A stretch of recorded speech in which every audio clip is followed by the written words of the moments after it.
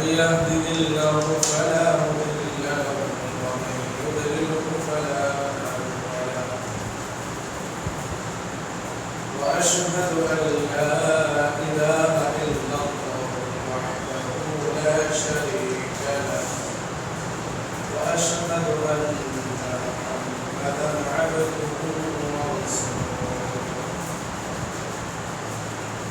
الذي أرسله الله تعالى بالحق بشيرا ونذيرا وداعيا إلى الله بإذنه وسراجا وقمرا منيرا أما بعد فإن خير الحديث كتاب الله وخير الهدي هدي محمد صلى الله عليه وسلم وشر الأمور محدثاتها وكل محدثة بدعة وكل بدعة ضلالة وكل ضلالة في النار أعوذ بالله من الشيطان الرجيم يا أيها الناس اعبدوا ربكم الذي خلقكم والذين من قبلكم لعلكم تتقون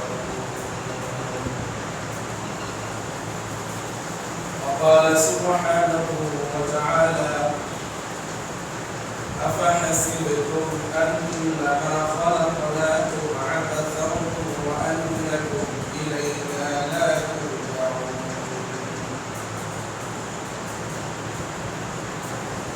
الحمد لله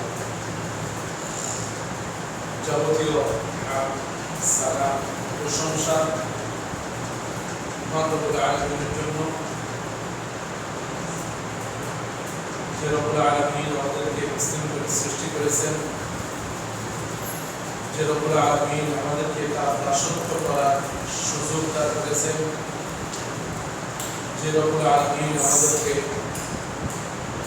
দীর্ঘ একটি সপ্তাহ হায়াত নামক নিয়ামত দিয়ে জুমা মসজিদে একত্রিত হওয়ার সুযোগ করে দিয়েছেন সে রব্বে কারীমের দরবারে আমরা অন্তরের স্থল থেকে শুকরিয়া আদায় করছি আলহামদুলিল্লাহ অতঃপর দরুদ ও সালাম পেশ করছি সে নবীর উপর যে নবী কিয়ামতের ময়দানে পৃথিবীর সকল মানুষ যখন একটু শাফাতের জন্য আল্লাহর কাছে সুপারিশের জন্য পাগলের মতো এদিক ওদিক ছোটাছুটি করবে ওই মুহূর্তে সেই নবী আমাদের জন্য সুপারিশ করবেন যে নবীকে আল্লাহ তাবারক ওয়া তাআলা বিশ্ববাসীর জন্য রহমত বারাকাত হিসেবে প্রেরণ করেছেন যে নবী হচ্ছেন মানবতার মুক্তির দূত যে নবী হচ্ছেন আমাদের আদর্শ নেতা আমাদের আইডল আমাদের আদর্শ ইমাম আদর্শ দায়ী আদর্শ ব্যক্তিত্ব যে নবীর আদর্শ বাস্তবায়ন করে আল্লাহ তাবারক ওয়া তাআলা বিশ্ববাসীর উপর উম্মতে মুহাম্মাদের উপর ফরজ করে দিয়েছেন সে নবী মুহাম্মদুর রাসূলুল্লাহ সাল্লাল্লাহু আলাইহি ওয়াসাল্লামের উপরে সংক্ষিপ্তভাবে দরুদ ও সালাম পেশ করছি সাল্লাল্লাহু আলাইহি ওয়াসাল্লাম সম্মানিত সমবেত জুমা মসজিদের মুসল্লিন ইকরাম আজকে আমরা জুমার খুতবায় আলোচনা করব আমাদের রব্বে কারীমের পরিচয় যে রব আমাদেরকে সৃষ্টি করেছেন যে রব সৃষ্টি করে আমাদেরকে রিজিকের ব্যবস্থা করে দিয়েছেন যে রব আবার আমাদেরকে মৃত্যু দান করবেন মৃত্যু দিবেন যে রব আবার আমাদেরকে মৃত্যুর পর পুনরায় আবার জীবিত করবেন যে রব আমাদেরকে জীবিত করার পর দুনিয়াতে আমরা কে কি করেছি এর হিসাব যারা পরিমাণ পর্যন্ত হিসাব যে রব আমাদের থেকে নেবেন, যে রব আমাদেরকে ভালো কিছু দুনিয়াতে আমরা করতে পারলে তার জন্য পুরস্কার হিসেবে জান্নাত দান করবেন, যে রব দুনিয়াতে আমরা যারা মন্দের কাজের সাথে জড়িত এদেরকে রাগ করে গজব দিয়ে বিতাড়িত করে জাহান্নামের নাম আযাব দান করবেন, সেই রবের পরিচয় আমরা সংক্ষিপ্তভাবে তুলে ধরার চেষ্টা করব ইনশাআল্লাহ। ওয়া তাওফীক ইল্লা বিল্লাহ আলাইহি তাওয়াক্কালতু ওয়া ইলাইহি উনীব। সম্মানিত উপস্থিতি, আমরা যে রবের কথা বলছিলাম এই রবের কথা নতুন কোন পরিচয় আমাদের নেই। আমরা আমাদের রব যে পরিচয় ব্যাপক আকারে, হোক সেটা হিন্দু সমাজ, হোক সেটা বৌদ্ধ সমাজ, হোক সেটা মুসলিম সমাজ, যে কোনো সমাজ আমাদের রবের পরিচয় তারা মোটামুটি ভাবে প্রত্যেকেই জানে এবং তারা রবকে রব হিসেবে মেনে নেয়। আল্লাহ তাবারক ওয়া তাআলা তিনি তার নিজের জন্য 99টি নাম তিনি নির্ধারণ করেছেন। এই 99টি গুণবাচক নামের মধ্যে একটি নাম হচ্ছে তিনি রব, প্রতিপালক। আমরা যদি আল্লাহ তাবারক ওয়া তাআলা পরিচয় জানতে চাই তাহলে আমরা মোটামুটি ভাবে আমরা তিনভাবে আল্লাহর পরিচয় জানব। সকলের কাছে অনুরোধ করছি আপনারা একটু ভালোভাবে উপলব্ধি করবেন। মূলত আমরা আল্লাহ তাবারক ওয়া তাআলার পরিচয় সম্পর্কে জানতে হলে আমরা তিনভাবে জানব। আল্লাহ তাবারক ওয়া তাআলা তিনি তার নিজের জন্য 99টি নাম নির্ধারণ করেছেন। এর মধ্যে একটি নাম হচ্ছে রব, একটি নাম হচ্ছে আল্লাহ, একটি নাম হচ্ছে রাজ্জাক। এরকম করে 99টি গুণবাচক নাম আল্লাহ তাবারক ওয়া তাআলা রয়েছে। আমরা আল্লাহ তাবারক ওয়া তাআলার নামের প্রতি বিশ্বাস স্থাপন করতে হবে, তার নামের অর্থের প্রতি বিশ্বাস স্থাপন করতে হবে, তার অর্থের কর্মের উপরে বিশ্বাস স্থাপন করতে হবে। এটা হচ্ছে যেমন আল্লাহ তাবারক ওয়া তাআলা তার একটি নাম হচ্ছে রাজ্জাক। এই রাজ্জাককে বিশ্বাস করতে হবে। এই নামের অর্থ হচ্ছে তিনি রিজিক দাতা। তাহলে তিনি আমার রিজিক দাতা, যিনি আমার সৃষ্টিকর্তা তিনি আমার রিজিক দাতা, এটাকে বিশ্বাস করে তার নামের অর্থ। আর এই অর্থের একটি কর্ম হচ্ছে তিনি রিজিক দেন, এটাকেও বিশ্বাস করে। এখন আমাদের সমাজে দেখা যায় আল্লাহকে সবার রহমান হিসেবে চিনি, যে আল্লাহ দয়ালু, আল্লাহ মাফ করবেন, কিন্তু আল্লাহ যে শাদীদুল ইকাব, আযাব দানে খুব কঠোর, এই হিসাবে আমরা জানি না। আমরা আল্লাহকে রহিম হিসেবে জানি, যে আল্লাহ দয়ালু, অতি দয়ালু, মানুষের উপর।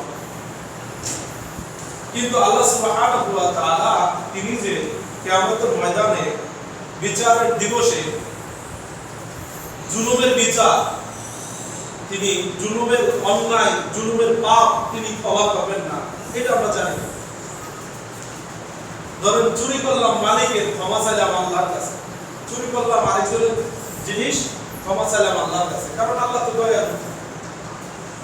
আমরা সবাই আল্লাহ সুবহানাহু ওয়া তাআলাকে দয়ালু হিসেবে জানি, কিন্তু তিনি যে যার ন্যায্য অধিকার, ন্যায্য পাওনা তাকে পৌঁছে দেবে, এটা হিসেবে আমরা জানি। অথবা আল্লাহ সুবহানাহু ওয়া তাআলা যে প্রত্যেকটি নিয়ামতের হিসাব আল্লাহ কার করে দাঁড়িয়ে আমাকে দিতে হবে, এটা আমরা জানি না। আল্লাহ যে হিসাব নেওয়ার ক্ষেত্রে সারিউল হিসাব, খুব কঠিন, কঠোর, এটা এই হিসেবে আল্লাহ তাবারক ওয়া তাআলাকে আমরা জানি না। প্রিয় উপস্থিতি, তো আল্লাহর পরিচয় যদি আমরা বুঝতে চাই, তাহলে আমরা মূলত তিনটি বিষয়ের মাধ্যমে আল্লাহ তাবারক ওয়া তাআলার পরিচয় আমরা ফুটিয়ে তুলব ইনশাআল্লাহ। ওয়া তাওফীক ইল্লা বিল্লাহ। প্রিয় উপস্থিতি, একটি ভাগ হচ্ছে আল্লাহর রুবুবিয়্যাত, যেটাকে আরবিতে বলা হয় তাওহীদুর রুবুবিয়্যাহ। রুবুবিয়্যাহ হচ্ছে সৃষ্টি করা, রিজিক দেওয়া, নিয়ন্ত্রণ করা, এই তিনটা বিষয়। কি বলেন? এক নম্বর সৃষ্টি করা, দুই নম্বর রিজিক দেওয়া, তিন নম্বর হচ্ছে নিয়ন্ত্রণ করা। এই তিনটি বিষয় হচ্ছে আল্লাহর রুবুবিয়্যাহ। পৃথিবীতে কোনো শক্তি নাই যে কোনো কিছু শূন্য থেকে কিছুকে সৃষ্টি করে, কিন্তু একমাত্র আল্লাহ সুবহানাহু ওয়া তাআলা, তিনি শূন্য থেকে সব কিছু সৃষ্টি করেছেন। এই আসমান, এই জমিন, এই পৃথিবী, এই পাহাড়, এই বাতাস, এই সমুদ্র, এই মানুষ, এই গাছপালা, সব কিছু আল্লাহ সুবহানাহু ওয়া তাআলা তিনি শূন্য থেকে সৃষ্টি করেছেন। তিনি হচ্ছেন রব, তিনি সৃষ্টিকর্তা। আল্লাহ সুবহানাহু ওয়া তাআলা এই ব্যাপারে তিনি বলছেন, আলা লাহুল খালকু ওয়াল আমর, যেটা সৃষ্টিটা, রাজত্বতা, এই মুলুকতা। তো আমরা যে তিনভাবে আল্লাহর পরিচয় বুঝবো, এর মধ্যে এক নম্বর বিষয় যেটা বললাম,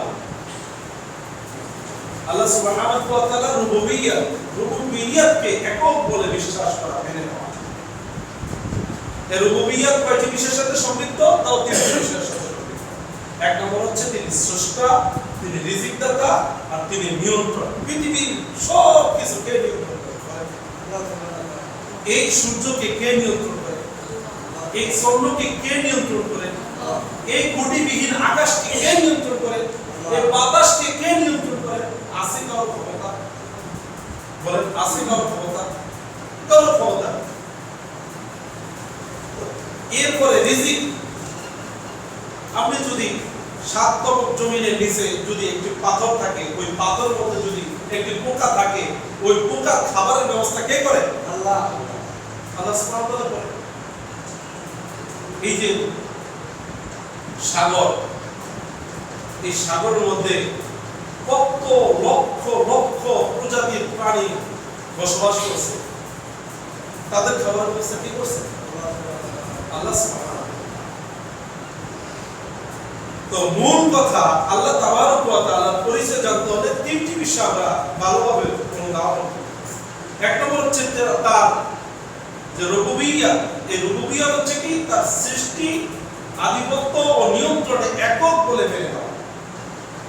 আর ঠিক মক্কার মুশরিকরা আল্লাহ সুবহানাহু ওয়া তাআলার এই অংশকে তারা মেনে নিয়েছে। আল্লাহ তাবারক ওয়া তাআলা তিনি কোরআন কারীমে আমাদেরকে তা জানিয়ে দিয়েছেন। আল্লাহ বলছেন, ওয়ালা ইন সাআলতাহুম মান খালাকাস সামাওয়াতি ওয়াল আরদ লা ইয়াকুলুন্না আল্লাহ। হে মুহাম্মদ, আপনি যদি এই মুশরিকদেরকে জিজ্ঞেস করেন কে এই আকাশ সৃষ্টি করেছে, কে এই জমিন সৃষ্টি করেছে, ইয়াকুলুন্না আল্লাহ, এই মক্কার মুশরিকরা বলবে এগুলো আল্লাহ সৃষ্টি করেছে। কথা কি বুঝতে পারছেন? তাহলে মোটামুটি ভাবে রবের পরিচয়ের প্রথম যে অংশ রুবুবিয়্যাত তথা সৃষ্টি, আধিপত্য, নিয়ন্ত্রণ, এগুলো একচ্ছত্রের মালিককে আল্লাহ। এটা কারা মেনে নিয়েছে? মুশরিকরা। মুসলিম, মুশরিক, ইহুদি, নাসারা, খ্রিস্টান, হিন্দু, বৌদ্ধ যা আছে প্রত্যেকটি ব্যক্তি আল্লাহ এই অংশকে মেনে নিয়েছে। এই অংশ মেনে নিলে তারা মুসলিম হয়। মুসলিম হবে দ্বিতীয় অংশকে মেনে নেবে। দুই নম্বর হচ্ছে আল্লাহ রুবুবিয়্যাত। রুবুবিয়্যাত হচ্ছে দাসত্ব। আল্লাহ দাসত্বকে মেনে নেওয়া। সেটা কিভাবে? সেটা হচ্ছে আল্লাহ তিনি হচ্ছেন আমাদের থেকে ইবাদত পাওয়ার একমাত্র ব্যক্তিকে আল্লাহ। এই অংশকে মক্কার মুশরিকরা মেনে নিতে পারে। সকল ইবাদতকে একমাত্র আল্লাহ তাবারক ওয়া তাআলার জন্য একনিষ্ঠ করা। আল্লাহ সুবহানাহু ওয়া তাআলা কুরআনুল কারীমে এই তার জন্য সকল ইবাদতকে একনিষ্ঠ করার ব্যাপারে অসংখ্য আয়াত নাযিল করেছেন। যেহেতু মানুষের বুঝ শক্তির বাহিরে হচ্ছে আল্লাহর সৃষ্টি এবং নিয়ন্ত্রণ, আধিপত্য সবকিছু মানুষের বুঝ শক্তির বাহিরে, এই জন্য মানুষ এটা মেনে নেয়। কিন্তু ইবাদতটা হচ্ছে আল্লাহ তাবারক ওয়া তাআলা নিজের জন্য, এবং এই মানব জাতিকে আল্লাহ সুবহানাহু ওয়া তাআলা কেন সৃষ্টি করেছেন? আল্লাহ সুবহানাহু ওয়া তাআলা তিনি বলছেন যে ওয়া মা খালাকাতুল জিন্না ওয়াল ইনসা ইল্লা লিয়াবুদুন।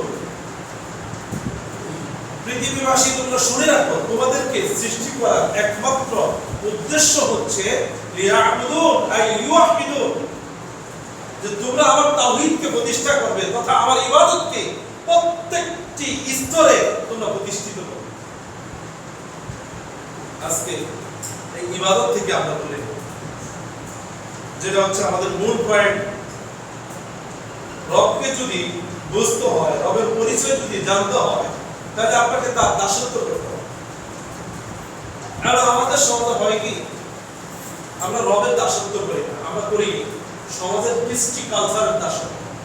আর এই সমাজ দাসত্ব করে ইহুদি এবং নাসারাদের দেওয়া কৃষ্টি কালচার। যেমন আমি যখন কবরে চলে যাব, তখন সর্বপ্রথম আমাকে কি জিজ্ঞেস করা বলেন তো? জানেন আপনারা, কবরে যে প্রশ্ন করা হবে, এক নম্বর প্রশ্ন কি? তোমার রব কে? এখন ওই রবের যদি আপনি ইবাদত না করেন, তাহলে ওই রবের পরিচয় দিতে পারবেন? আমার কথা বোঝেন না? আমরা তো দুনিয়াতে করি কি, পরীক্ষা যখন হয় তখন পরীক্ষার আগে একটু পড়ে নেই, পরীক্ষার হলে গিয়ে লিখি। এখন দুনিয়া যদি একটি পরীক্ষা কেন্দ্র হয়, তাহলে দুনিয়া থেকে এটা মুখস্থ করে তারপরে আখিরাতে যা বলতে পারবো, নাকি এটা কাজ করতে হবে আর সেই রবের দাসত্ব করতে হবে, তাহলে আমরা উত্তর দিতে পারবো কোনটা? অবশ্যই আমাদের কি করতে হবে বলেন? সেই রবের দাসত্ব করতে হবে, রবের পরিচয় জানতে হবে। আর কোন ব্যক্তি যদি তাওহীদের রুবুবিয়্যাহকে মেনে নেয়, আল্লাহ যে সৃষ্টি আধিপত্য নিয়ন্ত্রণকে ঘোষণা দেয়, কিন্তু তার ইবাদতকে ঘোষণা দেয় না, একচ্ছত্র ইবাদত মালিক যে আল্লাহ, এটা ঘোষণা দিয়ে কেউ যদি ইবাদত না করে, তাহলে সে মুসলিম বলে। ঠিক আমাদের সমাজে একই চিত্র। মক্কার মুশরিকরা আল্লাহকে মেনে নিয়েছিল রাজ্জাক হিসেবে, আধিপত্যর মালিক হিসেবে, রিজিক দাতা হিসেবে, সৃষ্টিকর্তা হিসেবে আমরা মেনে নিয়েছি। তারা মেনে নেয়নি আল্লাহর দাসত্ব করতে হবে, তার ইবাদত করতে হবে। ইবাদত এই দিকটা আমরা জানি না আসলে ইবাদত ইবাদত হচ্ছে সালাত, সিয়াম, হজ, যাকাত, দান, সাদাকা, মান্নত, নজর ইত্যাদি। সাদাকা এগুলো সব ইবাদত, ভালো কথা বলা ইবাদত, কাউলুন মা'রুফ। আল্লাহ সুবহানাহু ওয়া তাআলা সূরা বাকারায় বলেছেন যে কাউলুন মা'রুফ সাদাকাতুন, এই উত্তম কথা বলা এটাও তো সাদকা। আমরা আজকে উত্তম কথা বলতে পারি না। রাসূলুল্লাহ সাল্লাল্লাহু আলাইহি ওয়াসাল্লাম বলেছেন, যে ব্যক্তি দুইটি জিনিসের জিম্মাদার হতে পারবে, আমি মুহাম্মদ সাল্লাল্লাহু আলাইহি ওয়াসাল্লাম তার জন্য জান্নাতের জিম্মাদার। একটি হচ্ছে তার মুখ, আর একটি হচ্ছে তার লজ্জাস্থান। এই দুইটি বিষয়ের জিম্মাদার যে ব্যক্তি, হতে পারবে আমি মুহাম্মদ তার জন্য জান্নাতের জিম্মেদার। আমাদের মুখ থেকে এখন ভালোবাসা পেতে হয়। যত ধরনের অশ্লীল, যত ধরনের চকুরপুরি, গীবত, শেখার যা কিছু আছে এগুলো আমরা এখন চর্চা করছি। আমাদের সমাজে এই জন্য আল্লাহর দাসত্বের কথা বলছি, আল্লাহর পরিচয়ের কথা বলছি। এই আল্লাহর পরিচয় জানতে হলে আমাদেরকে পড়তে হবে কোরআনুল কারীম তথা আল্লাহর বাণী। এই আমাদের সমাজে আল্লাহর বাণীর যে চর্চা হচ্ছে তার চেয়ে বেশি চর্চা হচ্ছে গীবত, শেখার, পরনিন্দা, অহংকার, তাকব্বুরি, দুনিয়ার সুদ, লেনদেন যা কিছু আছে এগুলো নিয়ে আমাদের সমাজে চর্চা। অথচ আমাদের চর্চা সবচেয়ে বেশি থাকা উচিত ছিল যে রব আমাদেরকে নির্দিষ্ট কিছু সময় দিয়ে আমাদেরকে দুনিয়াতে প্রেরণ করেছেন, সে রবকে নিয়ে আমাদের চর্চায় থাকা উচিত ছিল। উপস্থিতি যেটা বলছিলাম যে কবরে যখন আমি যাব তখন তিনটি প্রশ্ন করা হবে, এর মধ্যে একটি হচ্ছে রব। তখন ওই রবকে এটা আমরা কিভাবে বলেন? যদি আসর সালাত কখন টাইম হয় এটা আমার জানা থাকে না, মসজিদ কখন আমাকে ডাকে সেটা আমার খেয়াল থাকে না, মাগরিব কখন হয়, ঈশা কখন হয়, ফজর কখন হয়। আমার মনে হয় এখানে অনেকে আছে এক সপ্তাহ, বিগত এক সপ্তাহ ফজর সালাতের আযান কখন দিছে এটা জানে না। হয়তো থাকতে পারে আল্লাহ পাক তার সকাল হয় সকাল 8টায়, 9টায়, 10টায়, এরকম আছে কিনা আমাদের সমাজে? আল্লাহ আকবার। অথচ আমরাই বলি আল্লাহ রহমান। প্রিয় উপস্থিতি, আসুন আল্লাহ সুবহানাহু ওয়া তাআলা তিনি রহমান মানে দয়ালু, আর তিনি রহিম দয়াময়। এইটার একটা ব্যাখ্যা আছে, ব্যাখ্যা আমরা এখানে আল্লাহ সুবহানাহু ওয়া তাআলা তিনি রহমান সবার জন্য, একজন হিন্দুর জন্য, মুসলমানের জন্য, খ্রিস্টানের জন্য, প্রত্যেকটি বিষয়ের জন্য আল্লাহ সুবহানাহু ওয়া তাআলা রহমান। সেটা কি? তিনি দয়া করেন বিদায় আমি খেতে পারছি, তিনি দয়া করেন বিদায় একজন ইহুদি এই পৃথিবীতে বেঁচে আছে, তিনি দয়া করেন বিদায় একজন হিন্দু যা আল্লাহর সাথে সরাসরি শিরক করে সে কে এই দুনিয়াতে বেঁচে আছে। এটা হচ্ছে তার কি দয়া। তো এই দয়া আল্লাহ সুবহানাহু ওয়া তাআলা রহমান, এর সবার সাথে সম্পৃক্ত। পশু পাখি থেকে যত সৃষ্টিগুলো আছে সব কিছুর সাথে আল্লাহ সুবহানাহু ওয়া তাআলা রহমান এটা সম্পৃক্ত। আর রহিম এটা হচ্ছে শুধু মুমিনদের জন্য। আল্লাহ সুবহানাহু ওয়া তাআলা এই আখিরাতে রহমান থাকবেন না, সবার জন্য রহমান আখিরাতে থাকবেন না। এই রহমান হচ্ছে দুনিয়াতে, আর আখিরাতে আল্লাহ সুবহানাহু ওয়া তাআলা তিনি থাকবেন রহিম, দয়াময়। কেমন? আল্লাহ সুবহানাহু ওয়া তাআলা বলেন ওয়া কানা বিল মুমিনিনা রাহিমা। আল্লাহ সুবহানাহু ওয়া তাআলা মুমিনদের প্রতি দয়াময়। তাহলে আখিরাতে যখন আল্লাহ সুবহানাহু ওয়া তাআলা দয়াময় হবে কাদের উপর হবে? একটু ঘুমাইতেছে, একটু আমাদের দিকে তাকান। আখিরাতে যখন আল্লাহ সুবহানাহু ওয়া তাআলা দয়াময় থাকবেন কাদের উপরে থাকবেন? ওয়া কানা বিল মুমিনিনা রাহিমা। আল্লাহ মুমিনদের উপরে দয়াময়। আখিরাতে আল্লাহ সুবহানাহু ওয়া তাআলা রহমান থাকবেন, তিনি রাহিম থাকবেন কাদের উপরে? মুমিনদের উপরে। আর এই মুমিন হতে হলে দুনিয়াতে আল্লাহ সুবহানাহু ওয়া তাআলার দাসত্ব আপনাকে করে দিতে হবে।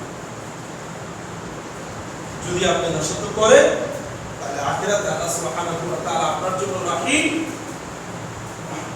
আর যদি দাসত্ব না করেন তাহলে আল্লাহ সুবহানাহু ওয়া তাআলা আপনার জন্য রাহিম নন। প্রিয় উপস্থিতি, যেটা বলছিলাম একটা হচ্ছে আল্লাহ সুবহানাহু ওয়া তাআলাকে সৃষ্টিকর্তা হিসেবে যারা তার পরিচয় তুলে ধরা। যেমন কি আল্লাহ সুবহানাহু ওয়া তাআলা বলেন ইয়া আইয়ুহান নাস উবুদু রাব্বাকুম আল্লাযী খালাকাকুম ওয়াল্লাযীনা মিন ক্বাবলিকুম লাআল্লাকুম তাত্তাকুন। হে মানুষ সকল, তোমরা সেই আল্লাহর ইবাদত করো যে আল্লাহ তোমাদেরকে সৃষ্টি করেছে এবং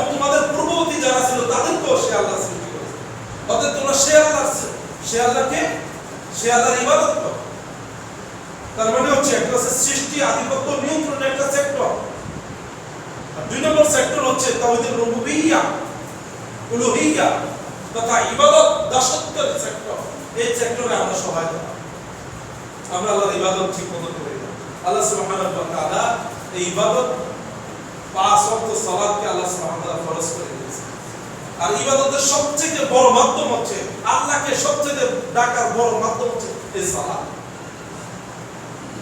মহিলাদের জন্য নির্দিষ্ট অসুস্থ যখন থাকে, নির্দিষ্ট কয়েকদিনের জন্য নামাজ তাদের জন্য ফরজ, কিন্তু পুরুষের জন্য এমন কোনো দিন নেই, এমন কোনো সময় নেই, এমন কোনো স্থান নেই যেখানে সালাত পড়তে পারবে না।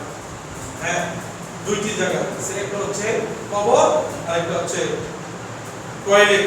এই 2টি স্থানে কোনো মুমিন পুরুষ হোক নারী হোক তারা সালাত আদায় করবে না। যে সমস্ত মসজিদে মাজার রয়েছে, মসজিদের মধ্যে মাজার আছে না অনেক জায়গায়, ওই সমস্ত মসজিদে কেউ সালাত আদায় করবে না, সালাত ফরজ। তো যেটা বলছিলাম, পুরুষদের জন্য এমন কোনো খাত নেই, পোশাক পরে সালাত আদায় করতে হয়, পোশাক নাই, যে পোশাক আছে ওটা পরে সালাত আদায় করতে হয়, দাঁড়িয়ে সালাত আদায় করতে হয়, দাঁড়াইতে পারছেন না বসে সালাত আদায় করতে হবে, বসতে পারছেন না শুয়ে আছেন, ওই অবস্থায় আপনাকে সালাত আদায় করতে হবে। মসজিদে গিয়ে সালাত আদায় করতে হয়, ট্রেনে আছেন বা বিমানে আছেন বা বাসে আছেন, ওই অবস্থা ওইখানে বসেই সালাত আদায় করতে হয়। উযু করে সালাত আদায় করতে হয়, আপনাকে কারাগারে আটকে রাখা হয়েছে, সেখানে আপনাকে পানি দেওয়া হচ্ছে না, আপনি পাশে তায়াম্মুম করে সালাত আদায় করতে হয়। আপনাকে উলম্ব অবস্থায় ওখানে রেখেছে, সেখানে উলম্ব অবস্থায় আপনাকে সালাত আদায় করতে হবে। এটা হচ্ছে আপনার। কিন্তু আমরা এত সুন্দর এত সুন্দর আমাদের দিন কাটতেছে, গাজার মুসলিমদের দিকে আমরা এখনো তাকাই না। যদি আমরা প্রত্যেক দিন দেখি রোহিঙ্গা মুসলিমদের দিকে এখনো তাকাই না, তারা যে কত বড় নিয়ামত থেকে তারা বঞ্চিত, তাদের থেকে আমরা শিক্ষা নেই। এত নিয়ামত দখল করছি, এত কিছু আমরা আমাদের রয়েছে, এরপর আমরা সালাত আদায় করতে আমরা গাফেল। এটা হচ্ছে 2 নম্বর সেক্টর। আর যখন আপনি দাসত্ব করবেন তখন আপনার ভিতরে 4টি বা 5টি বিষয় থাকবে। এর মধ্যে হচ্ছে ইসলামের 5টি যে রুকন, এই 5টির উপর আপনার জানা থাকবে। কি কি? কালেমা, সালাত, হজ, যাকাত, সিয়াম, এই 5টি। প্রথমটি বলছিলাম কয়টা? 3টা। দ্বিতীয়টা কয়টা? এই 5টা। আর এই 5টা বিষয়ের উপর ইসলাম দণ্ডায়মান। ইসলামের স্তম্ভ কয়টি বলেন? বলেন কয়টি? কি কি? কালেমা, নামাজ, সিয়াম, হজ, যাকাত। কালেমা বলেন, কালেমাটা কি জানেন? কালেমার গুরুত্ব জানেন? আল্লাহ সুবহানাহু ওয়া তাআলা কোরআন কারিমে কালেমার গুরুত্ব দিয়ে বলেছেন যে কালেমাটা হচ্ছে এমন একটি গাছ, যে গাছের গোড়া হচ্ছে দুনিয়া। গোড়া কোথায়? দুনিয়া। আসলুহা সাবিতুন ওয়া ফারউহা ফিস সামা। যার ডালপালা হচ্ছে আকাশ। তাহলে কত বড় গাছ এটা মনে করেন? কথা বলেন, এটা কত বড় গাছ? একটা গাছের যদি গোড়া এখানে থাকে আর আগা যদি থাকে আসমানে, তার শাখা প্রশাখা যদি আসমানে থাকে, তাহলে এই গাছটা কত মজবুত? পালাতে পারবে কোনো বল না? কোনো কিছুতে পালাতে পারবে? তাহলে আপনার কালেমা হচ্ছে এমন একটা ঈমানী শক্তি, যেটা আপনার হৃদয়ে বপন করবে, যেটা একমাত্র ঘুম হোক, মোবাইল হোক, টিভি হোক, যা কিছু সব কিছুকে ছিন্ন করে একমাত্র দাঁড়িয়ে থাকবে আল্লাহ সুবহানাহু ওয়া তাআলার ইবাদত। আপনার ঘুম তখন জাগিয়ে যাবে, ঘুম আপনার তখন থাকে না। যখন মুয়াজ্জিন হাইয়া আলাস সালাহ বলে, যখন বলবে আসসালাতু খায়রুম মিনান নাওম, তখন আপনার কানে বাড়ি দিয়ে আপনি উঠতে যাবেন। এটা হচ্ছে ঈমানী শক্তি, যা গোড়া হচ্ছে আপনার হৃদয়ে বহন করা, আর যা শাখা প্রশাখা হচ্ছে আসমানে। এটা সেই মাত্র। আমরা কালেমাকে কি ছেড়ে যাবো? তাবলীগ জামাত যারা আছে এরা বলে লা ইলাহা ইল্লাল্লাহ শব্দটা জাতিম ছিল, আর যারা আবার ফিসাব আছে লা ইলাহা ইল্লাল্লাহ বলে গাছের আগা লাফ দিয়ে ওঠে। আবার যারা জামাত ইসলামের আছে এরা লা ইলাহা ইল্লাল্লাহ বলেই শব্দে হ্যাঁ, এই তো এইভাবে আমরা লা ইলাহা ইল্লাল্লাহ জানি। কিন্তু প্রকৃত লা ইলাহা ইল্লাল্লাহর অর্থ, লা ইলাহা ইল্লাল্লাহর শর্ত, লা ইলাহা ইল্লাল্লাহর দাবি, লা ইলাহা ইল্লাল্লাহর ফলাফল, এগুলো আমরা জানি। লা ইলাহা ইল্লাল্লাহর ফলাফল হচ্ছে আপনাকে গ্রাম থেকে বের করে দেবে। মুহাম্মদ সাল্লাল্লাহু আলাইহি সাল্লামকে মক্কা থেকে বের করে দেওয়া হয়েছে, তিনি মদিনায় হিজরত করে চলে গেলেন। লা ইলাহা ইল্লাল্লাহর ফলাফল হচ্ছে আপনাকে হত্যা করা হবে দুনিয়ায়, আপনাকে জেল খাটতে হবে দুনিয়ায়। ইমাম আবু হানিফা রাহমাতুল্লাহ আলাইহি প্রায় সারাটা জীবন জেল কাটিয়েছেন। কিসের জন্য? এই লা ইলাহা ইল্লাল্লাহ। একজন শায়েখ লিখছিলেন, এক কালেমায় ফাঁসি, আরেক কালেমায় মানে রুজি রোজগার, আরেক কালেমায় ফাঁসি। একজন আলেম তিনি লা ইলাহা ইল্লাল্লাহর জন্য জেলখানায় ফাঁসি কাস্টে তিনি দাঁড়াচ্ছেন, আর আরেকজন হুজুরে তারে লা ইলাহা ইল্লাল্লাহ। আমরা এসে এখন ওই বুঝেন না কথা। আমি লা ইলাহা ইল্লাল্লাহর কথা বলতে গিয়ে আমাকে এই সরকার আমার উপর জুলুম করে আমাকে ফাঁসি দিচ্ছে অন্যায়ভাবে, আর আরেক হুজুর ওই সরকারের টাকাকে আমাকে আসলে লা ইলাহা ইল্লাল্লাহ করে। এখন আমরা ওই হুজুরের চিন্তা করছি, এখন আমরা লা ইলাহা ইল্লাল্লাহ ফরাইতাম যাই, লা ইলাহা ইল্লাল্লাহ দাওয়াত খেতাম, লা ইলাহা ইল্লাল্লাহ দিয়ে এই বিভিন্ন যা কিছু আছে সব কিছু। অথচ প্রকৃত পক্ষে একজন আলেম যার ভিতরে ইসলামের জ্ঞান রয়েছে, সে যদি লা ইলাহা ইল্লাল্লাহর উপর টিকে থেকে যদি একটি মসজিদে যদি সে লা ইলাহা ইল্লাল্লাহকে বাস্তবায়ন করে, তাহলে ওই এলাকাবাসী তাকে সেখান থেকে চাকরিচ্যুত করবে। কারণ আপনি যখন বলবেন যে আমি সত্য কথা বলবো, আমার মসজিদের কমিটি হতে হবে ফার্স্ট অফ দ্য সালাত, যে পরে মসজিদ কমিটি হইতে হয় তাদের দৃষ্টিকোণ থাকতে হবে। ইন্নামা ইয়ামুরু মাসাজিদাল্লাহ মান আমানা বিল্লাহ। এক নম্বর হচ্ছে সে আল্লাহর প্রতি মানে, ওয়াল ইয়াউমিল আখির, আখিরাতকে বিশ্বাস করতে হবে। ইন্নামা ইয়ামুরু মাসাজিদাল্লাহ মান আমানা বিল্লাহি ওয়াল ইয়াউমিল আখির ওয়া আকামাস সালাত, সে সালাত প্রতিষ্ঠা করতে হবে। ওয়া আতা যাকাত, যা খবর থাকে যাকাত দিতে হবে। ওয়ালাম ইয়াশহাদিল্লাহ, আল্লাহ ছাড়া কথা বলবে। এখন বলেন আমি মসজিদের খতিব হয়ে যদি এই কথা বলি যে আমার কমিটির সভাপতি পাঁচ ওয়াক্ত সালাত তাকে আদায় করতে হবে, নাহলে সেই কমিটির অযোগ্য ঘোষণা করবে, আমার সাথে থাকবে। এখন আমরা বলছি না, কারণ আমার তো চাকরি দিতে হবে। তো এক কালিমায় রুজি রোজগার, আরেক কালিমায় ফাঁসি, এই যে এই কথাটা, এক কালিমা এই কালিমা দিয়ে তো আমি রুজি রোজগার করে যাচ্ছি, কিন্তু আরেকজন এই কালিমা দিয়েই সে ফাঁসি প্রার্থনা করছে। তো গেল দুইটি বিষয়, এক নম্বর হচ্ছে আল্লাহকে সৃষ্টিকর্তা, রিজিকদাতা, নিয়ন্ত্রণ, এগুলো হিসেবে জানা। দুই নম্বর হচ্ছে আল্লাহর সকল ইবাদত আল্লাহর জন্য খালেস করা, লা ইলাহা ইল্লাল্লাহ, সালাত প্রতিষ্ঠা করা, যাকাত দেওয়া, হজ করা, সিয়াম পালন করা, এগুলো কি এই ইবাদতের ভিতরে গণ্য। তিন নম্বর বিষয় আসেন আল্লাহর পরিচয় জানতে হবে, তার নাম সম্পর্কে। আল্লাহ বলছে ওয়ালিল্লাহিল আসমাউল হুসনা ফাদউহু বিহা, আল্লাহর জন্য রয়েছে 99টি নাম, আল্লাহর জন্য রয়েছে অনেক নাম, সুন্দর সুন্দর নাম, গুণবাচক নাম রয়েছে, তোমরা সেই নামে আল্লাহকে ডাকো। এখন যদি আপনাদেরকে বলি যে আল্লাহ 10টা নাম বলেন, পারবেন না, কারণ আল্লাহ সম্পর্কে আপনি জানেন। আল্লাহকে আপনি জানেন সর্বোচ্চ রহমান আর রহিম, আর কিছু হিসেবে জানেন। আল্লাহ যে শাদীদুল ইকাব, আযাব দানে করব, আপনি অন্যায় করলে যে আল্লাহ ছাড় দিবেন না, সারিউল হিসাব, দ্রুতভাবে আপনার বিচার আল্লাহ সুবহানাহু ওয়া তাআলা করতে সক্ষম। এই দুনিয়াতে আপনি যা করছেন আপনার তারই থেকে আল্লাহর কাজ করে আপনাকে হিসাব দিতে হবে। একটি কাজ আপনার সামনে যেতে পারবেন না, এই হিসাবে তো আপনার আল্লাহকে জানেন। তো 10টি নাম কিভাবে বুঝতে পারবেন? সমষ্টিগতভাবে আজকে জুমার খুতবা আমি যেটি বললাম যে আল্লাহর পরিচয়, এক নম্বর পরিচয় আমরা আল্লাহকে যেভাবে চিনি সেইভাবে ঠিক ইহুদি, নাসারা, খ্রিস্টান যা আছে প্রত্যেক ধর্মের মানুষের ভাবে চিনি। আল্লাহ রিজিকদাতা, এই আকাশ আল্লাহ সৃষ্টি করেছে, এই সূর্য আল্লাহ সৃষ্টি করেছে, জমিন আল্লাহ সৃষ্টি করেছে, নিয়ন্ত্রণ করে, সব কিছু করে, এগুলো সবাই জানে। এই সাক্ষ্য দিলেই মানুষ মুসলমান হয় না। দ্বিতীয় সাক্ষ্য আপনাকে দিতে হবে এবং মানতে হবে, সেটা হচ্ছে তাওহীদের রুবুবিয়্যাহ, উলুহিয়্যাহ। এই উলুহিয়্যাহ হচ্ছে আল্লাহর দাসত্ব, সেটা হচ্ছে এই লা ইলাহা ইল্লাল্লাহ, সালাত, সিয়াম, হজ, যাকাত, এগুলো আপনাকে আদায় করতে হবে।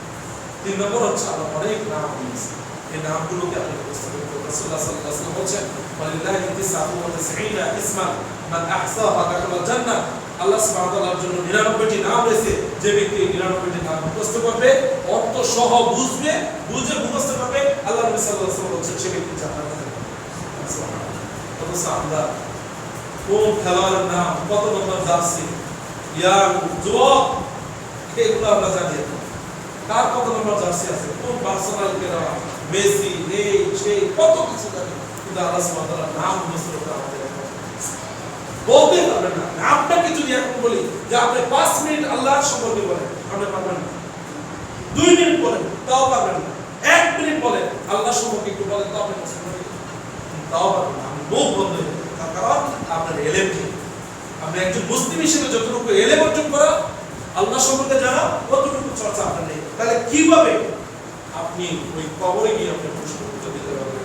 এই দাবি, এই প্রশ্ন রেখে আজকে জুমার খুতবা এখানে শেষ করলাম। ওয়া আকিরু দাওয়ানা আলহামদুলিল্লাহ।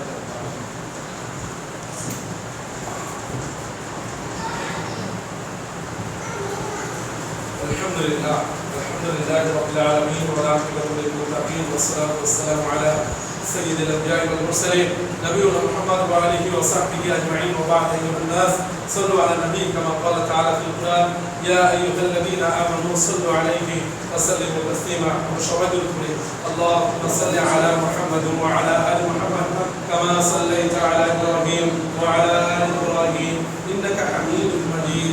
اللهم بارك على محمد وعلى آل محمد كما باركت على إبراهيم وعلى آل إبراهيم إنك حميد مجيد. اللهم أعز الإسلام والمسلمين، اللهم أعز الإسلام والمسلمين، اللهم أعزنا بالإسلام، اللهم أعز الإسلام والمسلمين وأذل الشرك والمشركين. اللهم أعزنا بالإسلام، اللهم خلد ملكنا وممالك الإسلام. اللهم انصر المسلمين في كل مكان، اللهم انصر المسلمين في كل بلاد، اللهم انصر المسلمين في بنغلاديش، اللهم انصر المسلمين في بنغلاديش، اللهم احفظ المسلمين في بنغلاديش، اللهم انصر المسلمين في فلسطين، اللهم احفظ المسلمين في فلسطين. اللهم اعز المسجد الاقصى الى رحاب المسلمين، اللهم ارزقنا فيه صلاة قبل الممات يا رب العالمين. اللهم رب ارحمهما كما ربيانا صغيرا. اللهم اغفر لنا ولآبائنا ولأمهاتنا ولأزواجنا وذرياتنا يا رب العالمين. اللهم تقبل صيامنا، اللهم تقبل صلاتنا، اللهم تقبل جماعتنا يا رب العالمين. عباد الله رحمكم الله، إن الله يأمركم بالعدل والإحسان وإيتاء ذي القربى وينهى عن الفحشاء والمنكر والبغي يعظكم لعلكم تذكرون. فاذكروني أذكركم واشكروا لي ولا تكفرون. قوموا للصلاة سووا صفوفكم.